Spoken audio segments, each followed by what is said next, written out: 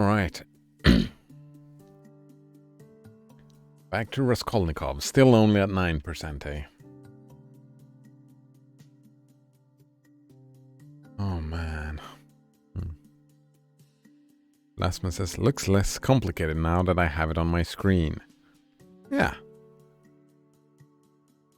I have to think, I'm not very good at programming and stuff like that, so I might make it look more complicated than it is. Well, than it is for you.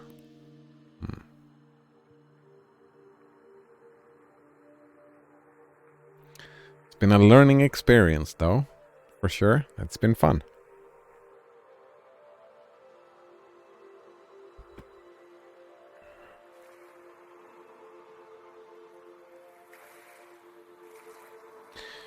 Alright, Raskolnikov had a fearful dream.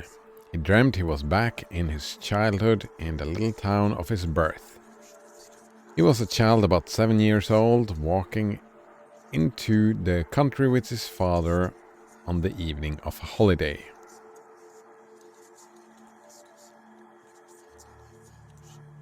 Lasman says, oh, I suck besides for Bash and a little python.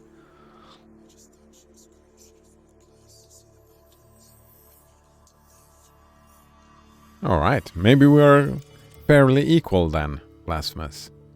Yeah, Bash and a little python. I know a little... well... I guess I know a little bit of C and a little bit of assembly now. Tiny bit. Right? You created the skeleton for my chatbot. Yeah. We're probably very similar then. Blasphemous says, I just learn enough to make what I need to do. I manipulate myself into believing I need to do extra stuff just to learn. Just to learn, yeah.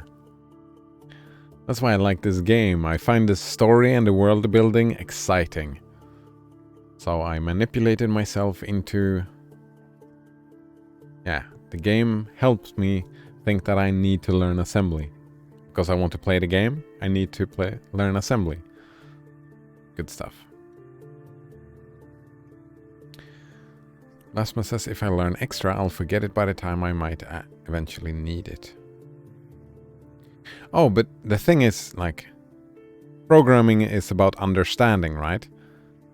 You learn, it's when it clicks. Oh, I understand what I'm doing now. You know, that feeling? Yeah.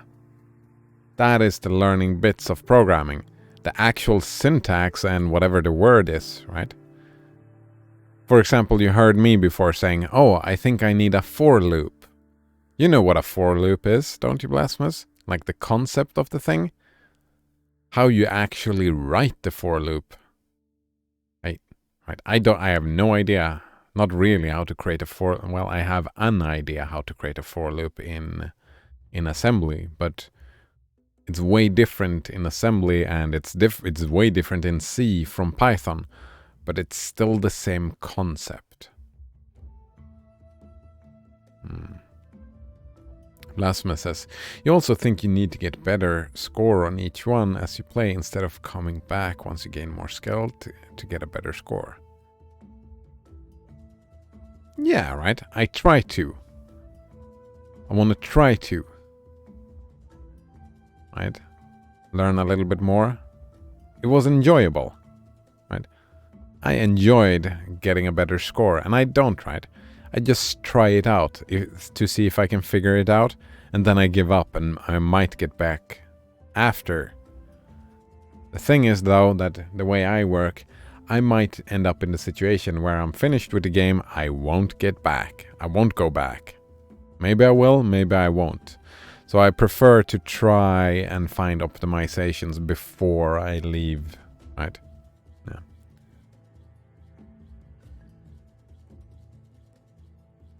Right, it's like Node Runner said, right? Each puzzle in the game is actually 4 different puzzles. First, it's just solving the puzzle, just getting from point A to point B, making it work. Then it is optimizing for Then you can optimize for activity, you can optimize for memory, and you can optimize for cycles, right? And all of those take different approaches. Yeah, different approaches. All 4 of them. And I enjoyed that. You know, just trying to solve them. They all have increased difficulty. Lasmus says, oh wow, this game is 27 hours. Oh, not for me, it's not gonna be. I think 47. Oh man. We'll see though, we'll see. Alright. It was a grey and heavy day in Raskolnikov's dream. The country was exactly as he remembered it. Indeed, he recalled it far more vividly in his dream than he had done in memory. The little town stood on a level flat as bare as the hand. Not even a willow near it, only in the far distance. Copse lay a dark blur on the very edge of the horizon. Right. Blasphemous says, yeah, your way would be better. Don't think you'll want to go back later if it's that long. I mean, maybe. Who knows? Right? That's far into the future. Far into the future. Maybe it has a great fucking... Maybe that's the thing though. The replayability value is that you play the whole game through and then you play the whole game through once more. I mean, since each puzzle is 4 puzzles, you can do them in any order, right? You can play just the first puzzle one time through, and then you can do optimize for activity all the way through, and then, but actually probably the best way is just to solve all the puzzles once, and then play it through once more, and then try to get the score. That would probably be the best way to play the game. Basma says, yes, he said, it has a lot of replay value. Exactly. Does it save what you did for when you want to come back to it? Yes, and you can have multiple saves, right? You can have multiple saves for each puzzle.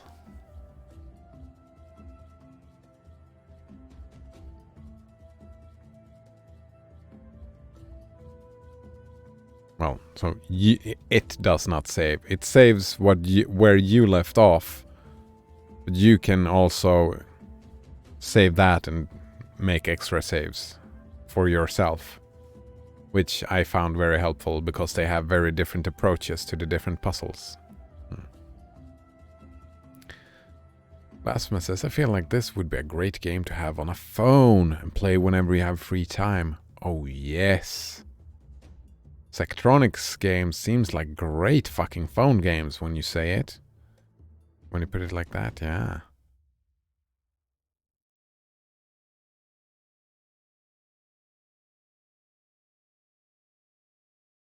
What you're going to hear about today is nothing short of a miracle.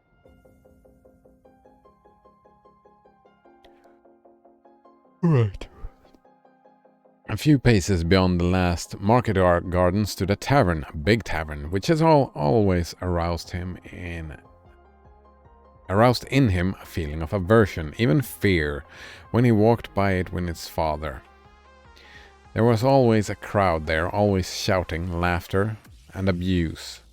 Hideous hoarse singing and often fighting. Drunken and horrible-looking figures were hanging about the tavern. He used to cling close to his father, trembling all over when he met them. Near the tavern, the road became a dusty track, the dust of which was always black. It was a winding road. About 100 paces further on, it turned to the right to the graveyard. In the middle of the graveyard stood a stone church with a green cupola where he used to go to Mass 2 or 3 times a year with his father and mother, when a service was held in memory of his grandmother, who had long been dead and whom he had never seen. On this occasion, they used to take on a white dish tied up in a table napkin, a special sort of rice pudding with raisins stuck in it in the shape of a cross. I mean, man, this story starts to drag on and on. Personally, I don't really care what the rice pudding looked or if it had raisins in it.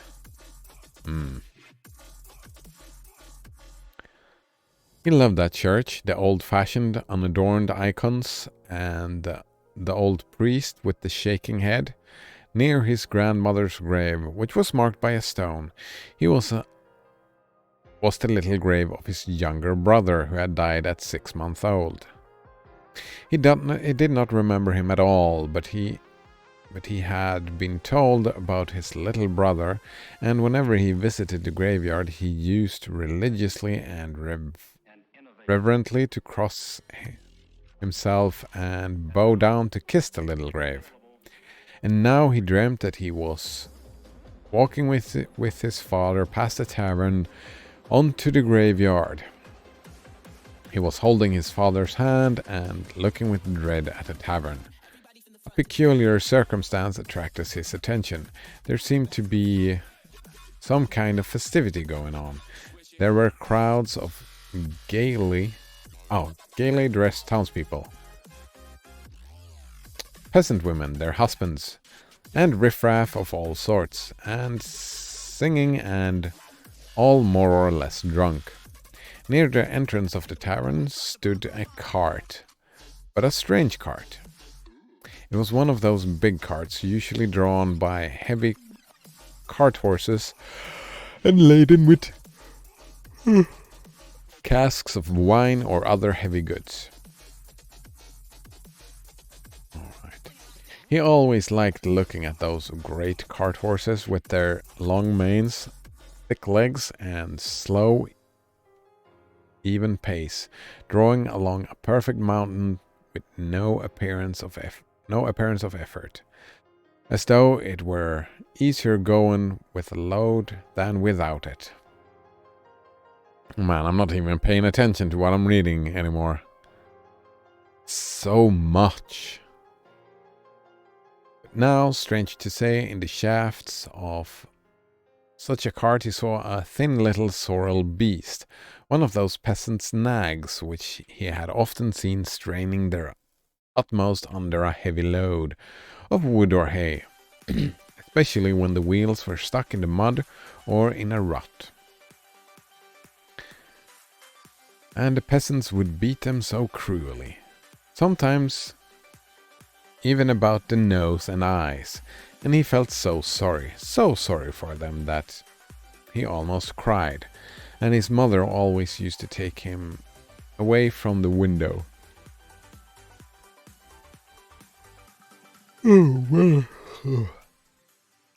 All of a sudden there was a great uproar of shouting, singing, and balalaika. From the tavern, a number of big and very drunken peasants came out, wearing red and blue shirts and coats thrown over their shoulders.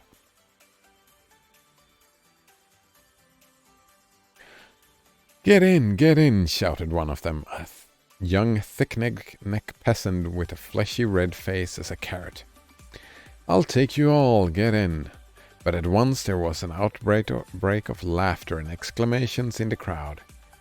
Take us all with a beast like that. Why, Mikolka, are you crazy to put a nag like that in such a cart? And this mare is 20 if she is a day, And this mare is 20 if she is a day, mates. Get in, I'll take you all, Mikolka shouted again, leaping first into the cart, seizing the reins and standing straight up in front. The bay has gone with Metvi, he shouted from the cart, and this brute, mates, is just breaking my heart. I feel as if I could kill her. She is just eating her head off. Get in, I tell you. I'll make her gallop. She'll gallop. And he picked up the whip, preparing himself with relish to flog the little mare. Alright, why are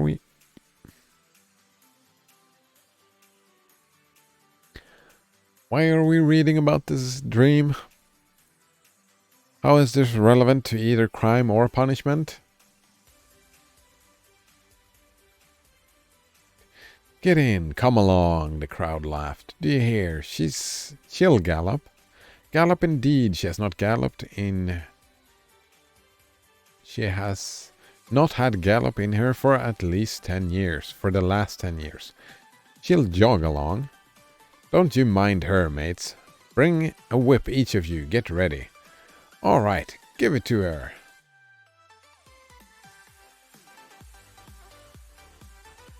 Rasmus says, I have no idea, right? Old literature. 1850s literature. Right? We're getting to know the character.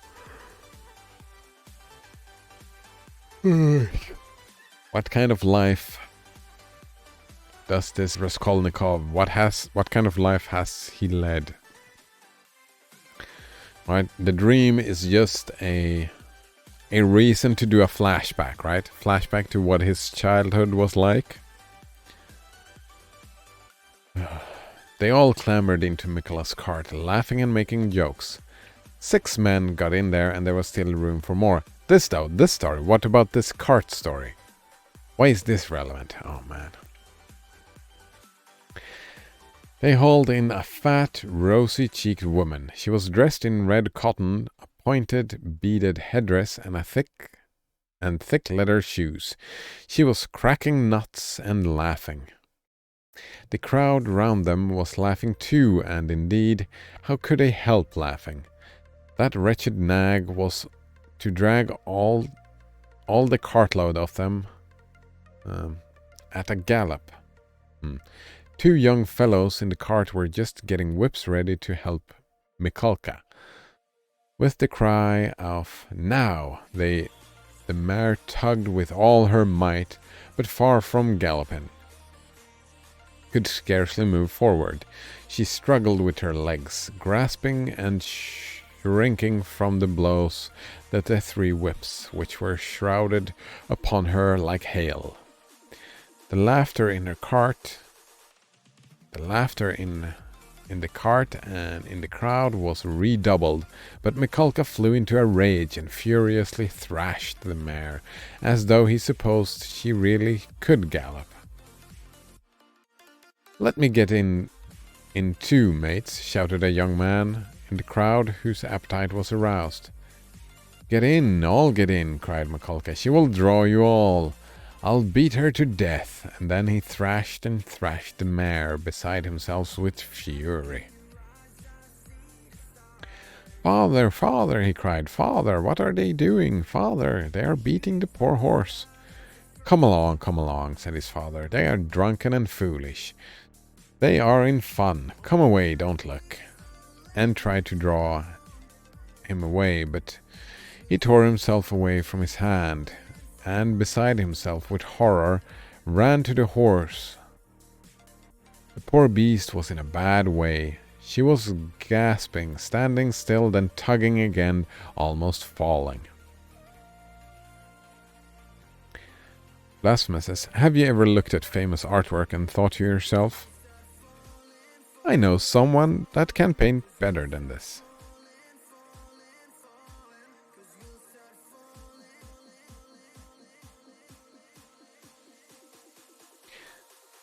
That's the thing, though. I don't do that anymore, Blasphemous. I can say to myself that... Well, I try not to. I try to say to myself, oh, I know pieces of art that I like more than this.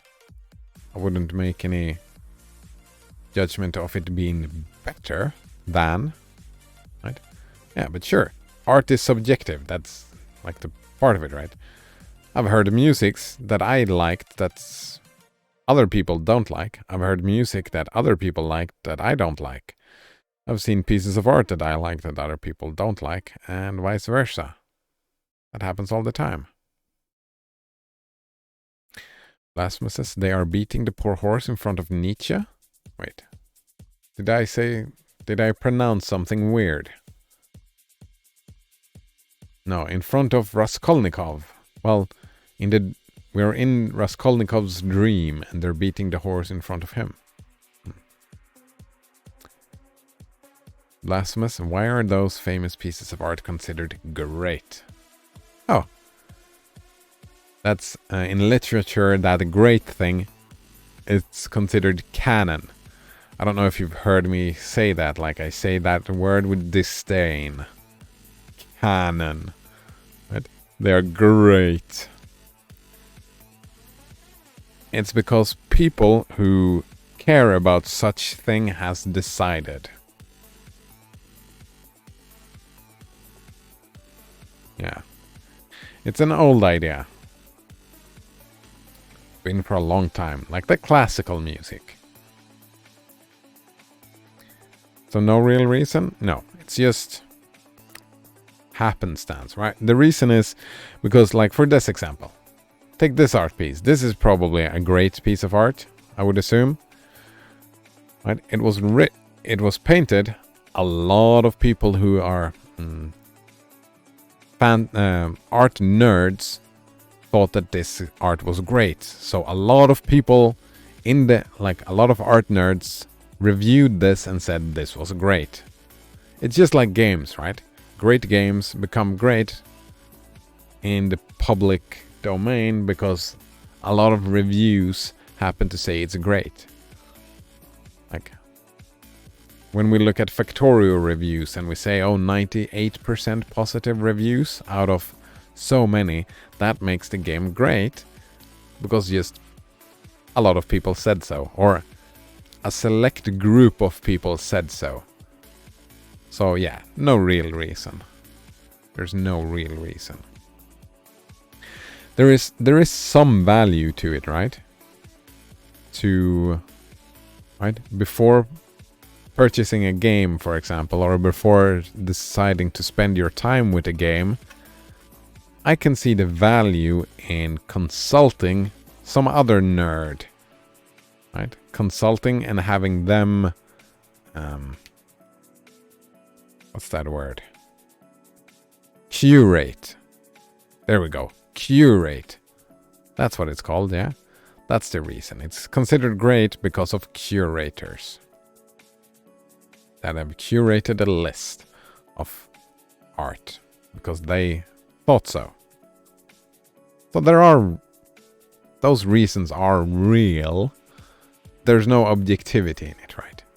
And oftentimes it is that way, like the elitists within, like the nerds within a certain, they like to argue, right? They like to argue and say, no, this art is better, no, that art is better. And then they come to the conclusion, no, this is the best art.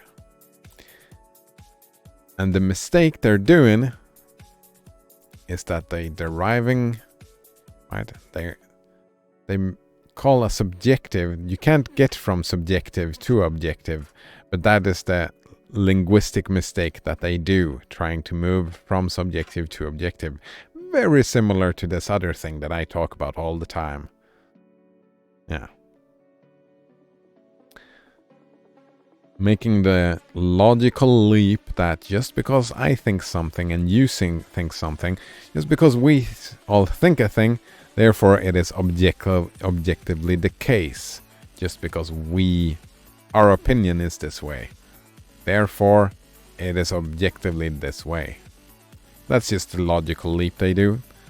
There's probably a logical fallacy. It's probably a name for it. Blasphemous says, when I look at art, I think this took a lot of skill to do. Or this doesn't look like it took as much skill. Oh, I don't know. I'm no artist. I can't speak to that at all. Some, right? There are different types of skill, right? There's skill with a paintbrush. There's skill with a computer program to generate images. There's also skill, right? Why is this match right here? Oh, fuck, my face is in the way. All right. The text I just noticed. Why is this match right here instead of over here? Why is the wine glass? All right. You get my point, right? There is skill to all of that stuff as well that I can't speak to. And I try not to care about that. When I look at art, I only care about my experience. How does it feel to look at this? This image become very interesting. Is this art? I mean, thinking of it, oh, the photo of the black hole, that's probably the most skill that has been needed to create that image of all images. Right? Of all images, that is probably the one that took the most skill. For now, the photo of the black hole. Maybe this. Maybe this took more.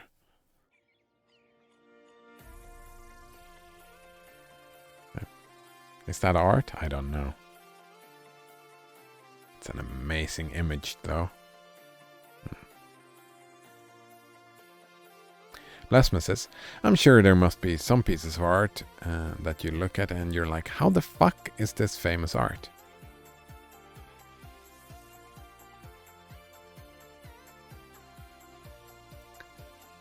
I mean, I have had that reaction in the past, but not any longer, right? It's just happenstance, right? I don't have to ask that question anymore because, right? I know. It's just happenstance that made this art famous. Happenstance. What is it? Luck plus skill.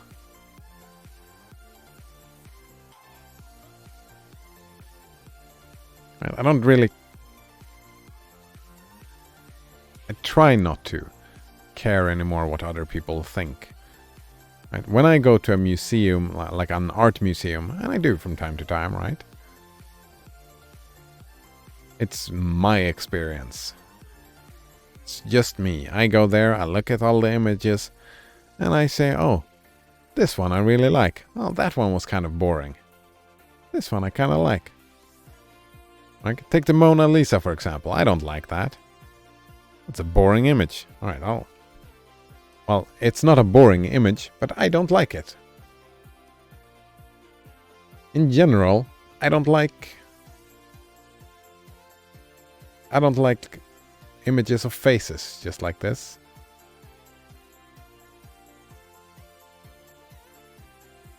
What about this? Yeah.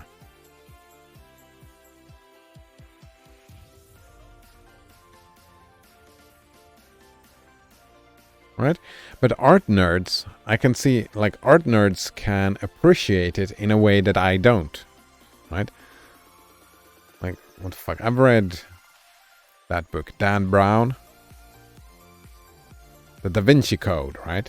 They were talking about that, I remember. They were talking about how the horizon is different heights and how that was somehow genius. And the smile, not smile, and all that stuff, but... and sure, that was probably all very skillful. I'm not an art nerd to that degree, so I can't talk to the skill on that level. The only thing I can talk about is my experience looking at this. And I don't really enjoy it. That's not my type of art. I'm more of an abstract and spacey kind of person, yeah. Yep. Not my art style. But I mean, I can also understand that other people... Something everybody else in history done wrong. What, like eat the food, drink the water, and breathe the air? Like some people enjoy it. Right? And there's also, right, if you take art like a long time standing art.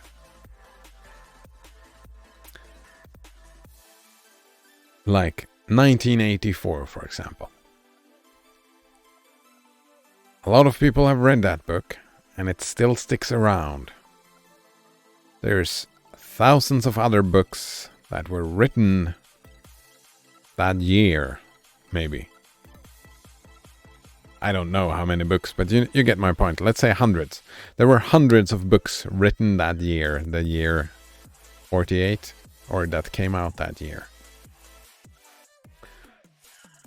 Most of the books are just lost to obscurity. And yeah, so even though I don't like the argument just because something stays, it is worthwhile. There is some, right? There can be some things, right? Like we have the Stairway to Heaven. That song is gonna stay around for a while. Bohemian Rhapsody. That song is gonna stay around for a while because it appeals to a lot of people. Yeah. That's when they start to be considered great. They have a higher opportunity, higher chance of being considered great if they have mass appeal. There we go. Like The Hitchhiker's Guide to the Galaxy, that won't go anywhere anytime soon. That's a cult classic because it has appeal to a certain type of person. My kind of person, right? For us, the Douglas Adams, right, it's just so great. It's just gonna stay for a while. Blasphemous says, I wanted to help someone I know become a tattoo artist by buying him equipment. Oh, that's very kind of you. He was a great artist, but had very little motivation to pursue it. So he continues to work at Walmart. Oh, I have a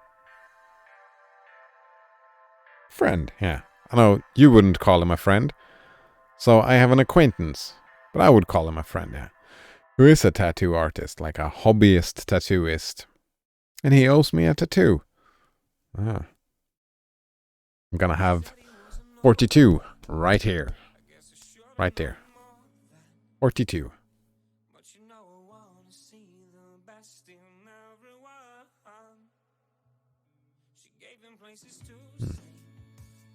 Last one says 42? Yes. 42.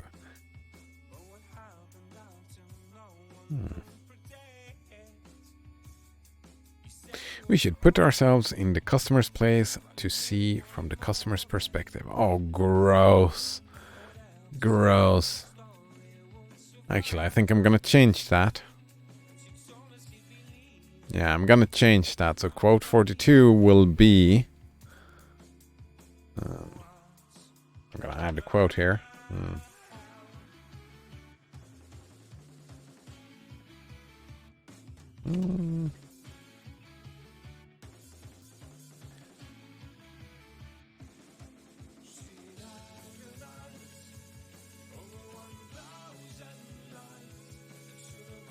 There we go. That's gonna be quote 42.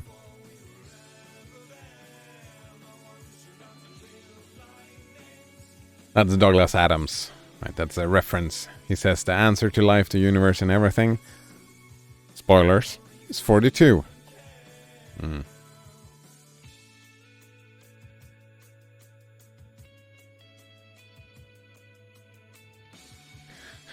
but that's a problem I have with modern artistry more than old artistry, right? Yeah, you could be a great fucking artist and do all that stuff. It takes a completely different set of skills to be an entertainer or a tattoo artist. There's like the business side and the salesperson side and all that stuff.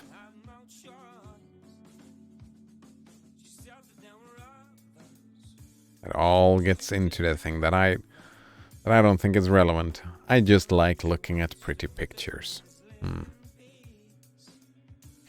Lastman says there are plenty of talented artists now. Yeah.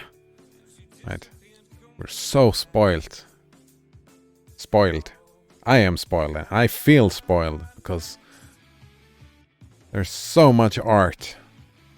Different types of art. Like movies, music, photographs, paintings. And I have access to all of it. I'm drowning in it. If I so please, I can just drown in it. There's so much of it. Yeah, I can just open DuckDuckGo and search for like fractal art if I'm in the mood for a fractal art, and I just get a long list of fractal art. I can go to that webpage. What's it called? DeviantArt? And I can pretty much just scroll whenever I like. Beautiful images all over the place.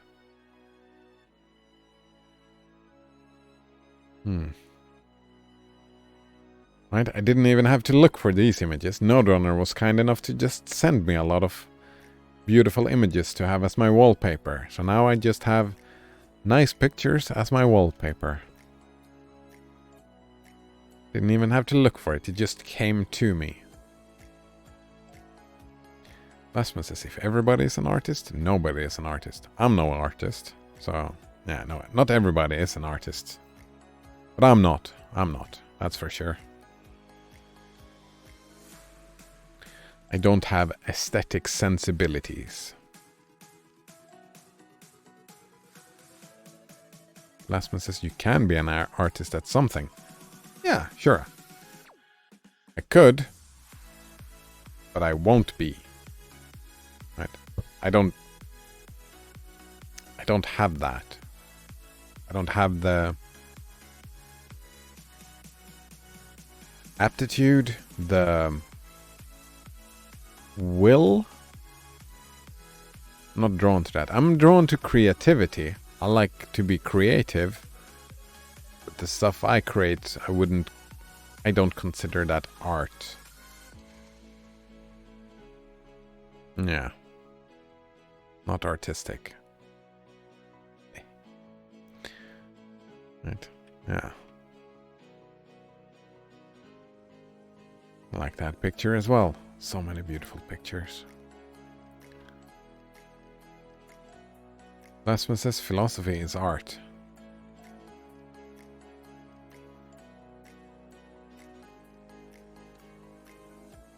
Not in my mind. So from your point of view, maybe I'm an artist. From mine, no, not so much. From my point of view, philosophy is not art.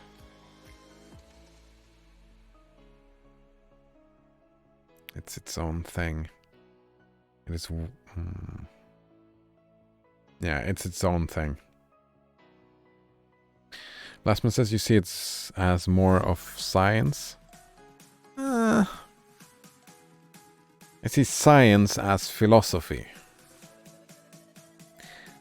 I see philosophy as a tool of making sense of the world. And I suppose art can be used in philosophy, but philosophy is not necessarily art. There's an overlap. There's philosophy about art and what is beauty and all that, making sense of the world.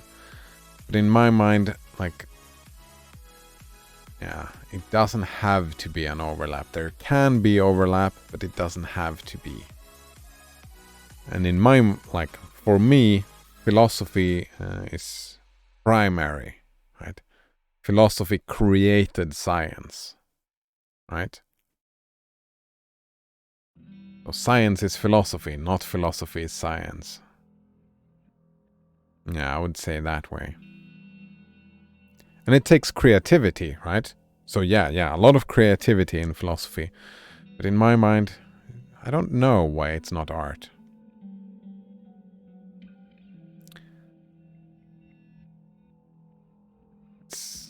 because the emotions don't matter. In art, the emotions matter a lot. In philosophy, the staying power, it's the arguments that matter. How well can they stay? Not what emotions do they evoke. Rhetoric is more of an art in that sense, right? Rhetoric would be the artistic side of philosophy. Yeah. That if I would become an artist, I would be like a speech writer. And that as an art form, writing speeches. That I could get good at, maybe. I don't have a big interest in it, though. Yeah. Yeah, so probably no. Lasma says the way Nietzsche writes is like art. Yes. Yeah. Indeed. And he presents his philosophy through art. Indeed. And that's why we talked about Camus as well. And Dostoevsky, right? There is... It's been slow moving, but there is philosophy in art, right? You can have philosophy in here. That's why the way I like to do it, it's not art, right? I rip the ideas out of the text and then I discuss them. I like to talk about them. I like to figure them out and just think about them creatively. Out from... That's why this, right? This frustrates me. This part of the book, because I don't see the relevance for the philosophy. It is kind of boring me. Him talking about a dream he had about his past. About some dude hitting... Well, that's... The philosophy is... The ethics is gonna come in, right? Violence against the horse.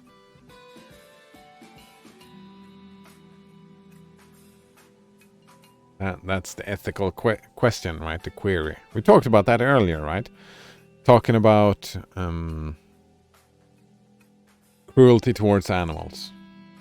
Oh, wow. Here we got a lot of art definitions.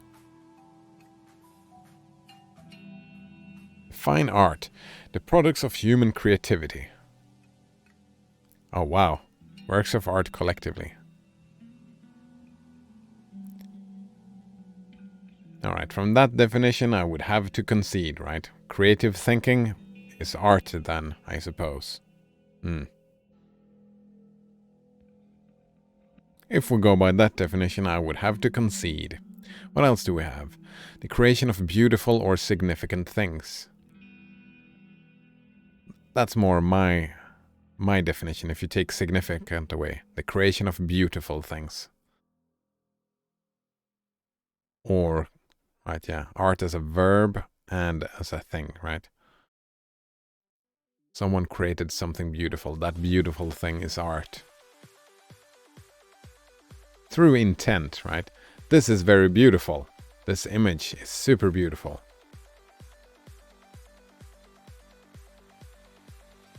Alright, yeah, intent. Is intent? Does intent have to matter for it to be art? Oh. The creator says it's art. Yeah, right. There we go. I think the creator... What the creator says... If the creator says, I made this art, then it's art. The viewer is the eye of the beholder. Does that matter?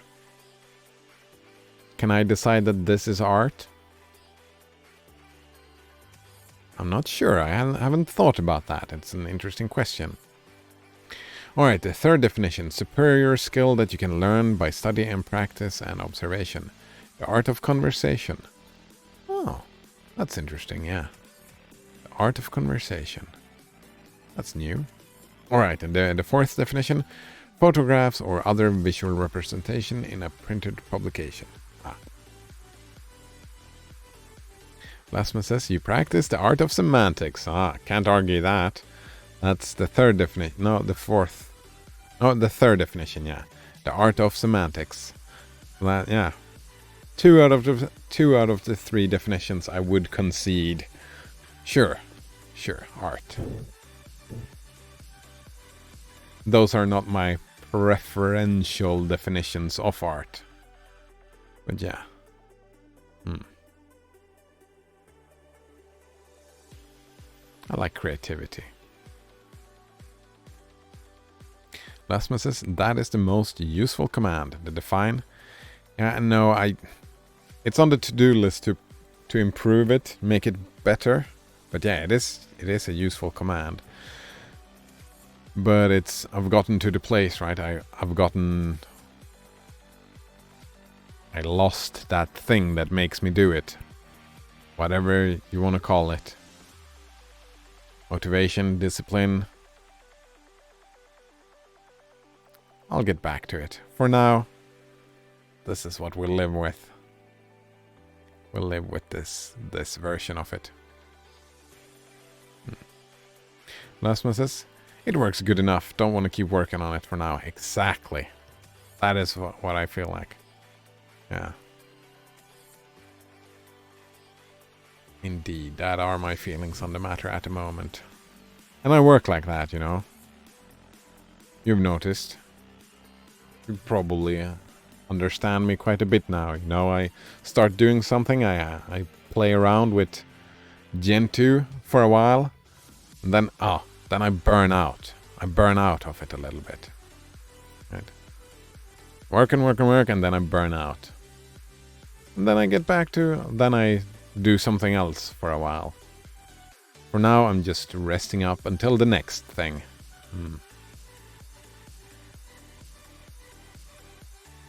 Lasmus says, another idea will come up and you will feel inspired again. Exactly. Right now, I feel a little bit inspired by just assembly.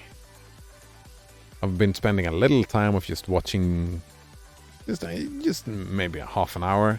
I read some Wikipedia on assembly and stuff like that. Just a little bit. But I try to spend more time just resting. Free time resting. I need that. After a burnout, take some time before the next idea comes up. Alright. Beat her to death, cried Mikola. It's come to that. I'll do for her. What are you about? Are you a Christian, you devil? Shouted an old man in the crowd. Did anyone ever see the like? A wretched nag like that pulling such a cartload, said another. You'll kill her, shouted the third. Don't meddle, it's my property, and I'll do what I choose. Get in, more of you, get in, all of you. I will have her go at a gallop.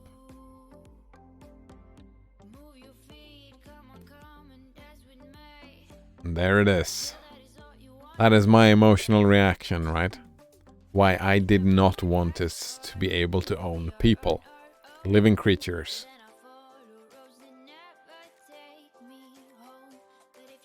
I mean, we did find a way to do it metaphysically, right? Derive ownership of stuff. I still don't know what to think of the thing. This is the feeling, right? The feeling I get from this sentence is the reason I don't want us to own living stuff.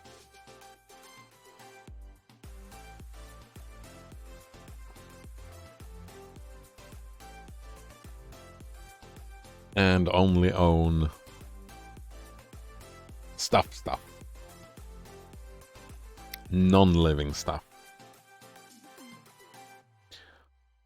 Also non-abstract stuff. Yeah.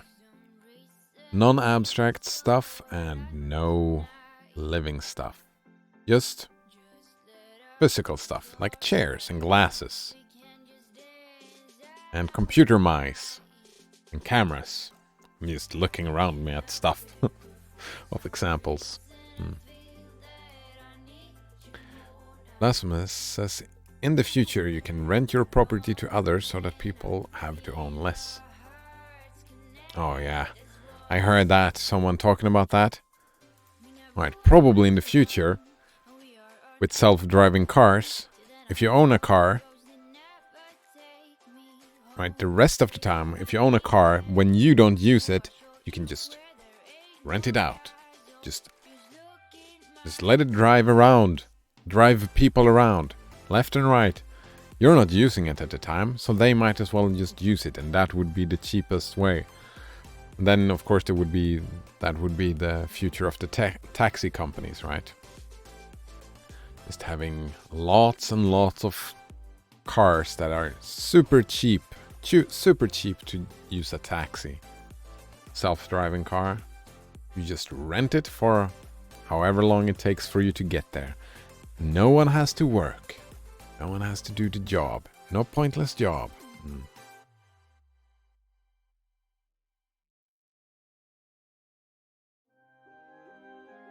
Lastman says, need more gig economy for when UBI arrives. Yeah, it's already moving that way, right? Gig and project economy. I like that.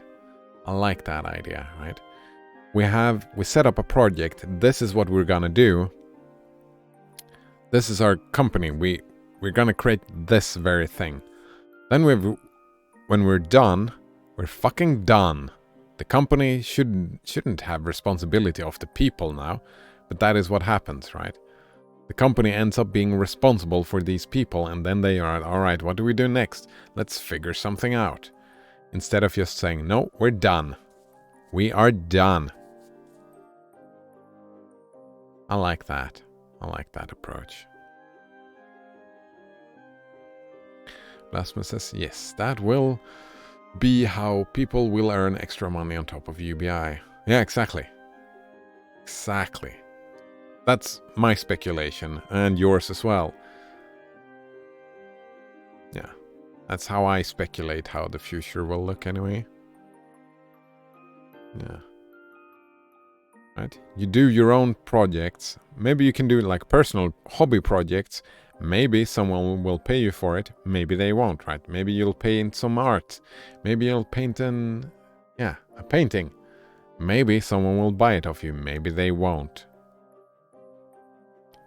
Maybe you notice, oh fuck, we're having problems with, like, there is a problem with the with whatever, right? The potato, there's not enough people growing potatoes. We're gonna need more potatoes next year. Or, well, maybe you notice, here we go. Maybe you notice in the winter that, fuck, we ran out of potatoes. I want potatoes. So the next summer, you spend some extra time to make sure there are more potatoes next winter. And you get paid for it. Right? Some organization that deals with the potato thing pays people to help out with the potatoes. Yeah, you see that, like gig economy. Not only like top-down gigs, but bottom-up gigs, right? You can create your own gig and just say, oh, I'm just gonna do this, right? That's why I like the consequences of not having land ownership. Because that cannot read. I have not managed to find a metaphysical derivation that does not involve force or threat of force to create land ownership. So therefore, I am of the opinion that land ownership should not be a thing. Fuck that stuff. And if land ownership is not a thing, it's easier to grow potatoes, right? For an individual. You would have to ask for permission still, right? From the... Well, it depends on where you try to grow the potatoes, but right. I think... Right, that doesn't... Like, just because we don't have land ownership doesn't mean that one can do whatever they want, wherever they want, right? A lot of the laws we have that are now derived from land ownership. You can derive those exact same laws from personal space. Right? You own a house, and therefore, like, if that house, there's a garden around that house, one could just derive and say that, well, since you live, that is your home, the area around is personal space, so you get to decide what is done with that personal space. We can have that like that without calling it ownership.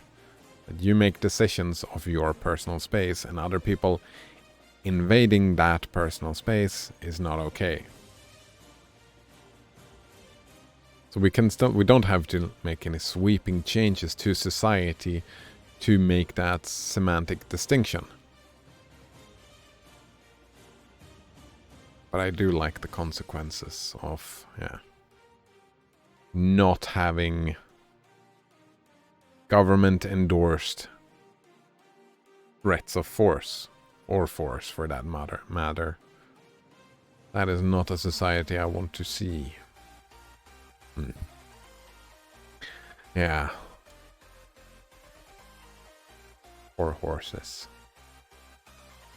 That's so weird. Like I've had my ex-girlfriends, both of them, have been horse people. So I've been in stables and checked that all out, and it's like, I feel sorry for the horses. During the winter, when they take them in, they have like a small box they stand in. And that's it. They spend their days just standing in that small box. Until a human comes and let them out and run them and just make all the decisions for them. It seems... I don't know how it is to be a horse, right? It's anthropomorphized. I wouldn't want to be in that situation. I don't know about the horses. They say that the horses are just fine and the horses are happy like that. I'll just have to take their words for it, but... yeah, like... The Turin House? The movie The Turin House? I've never heard about that. Heard of that? What is the Turin House? 2011. Nietzsche. Oh, it's a movie about Nietzsche. I didn't know there was... Wait.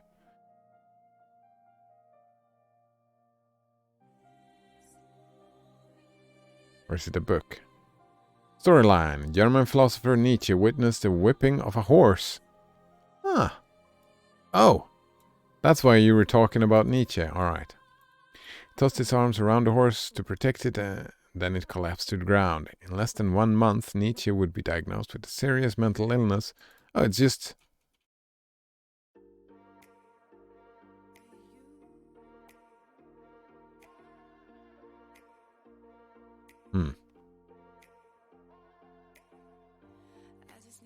Oh, have I missed this? Yeah. Hungarian philosophical drama film. Co-written by Tar. It recalls the whipping of a horse in Turin.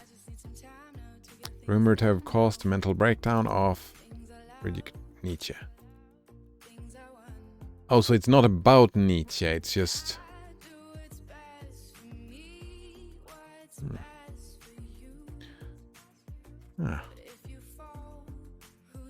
I've not spent a lot of time watching indie movies.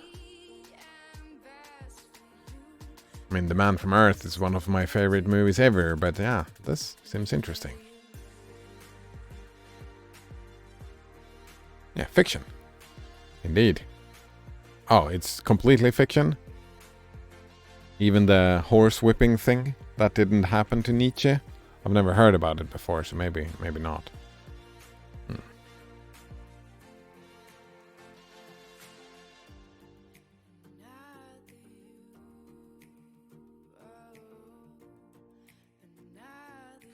All right.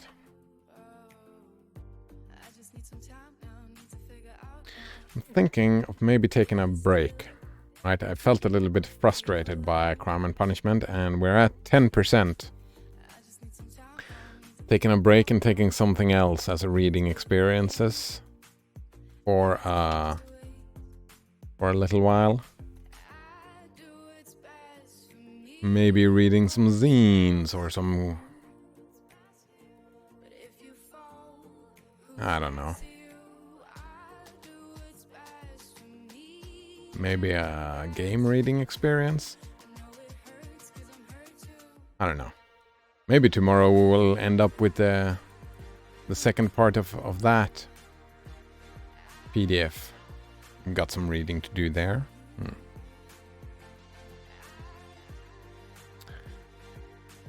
Lastman says, this book does not create as much discussion as it was believed.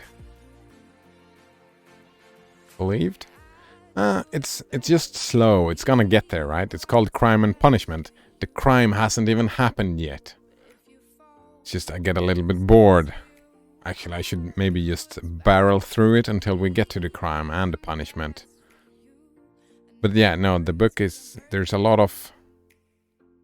fluff. Last one says, read man pages? Like what? I mean, is there anything specific that you want to talk about? But I don't see how that would... Yeah, I don't know about that. Reading man pages. I do that enough on my spare time.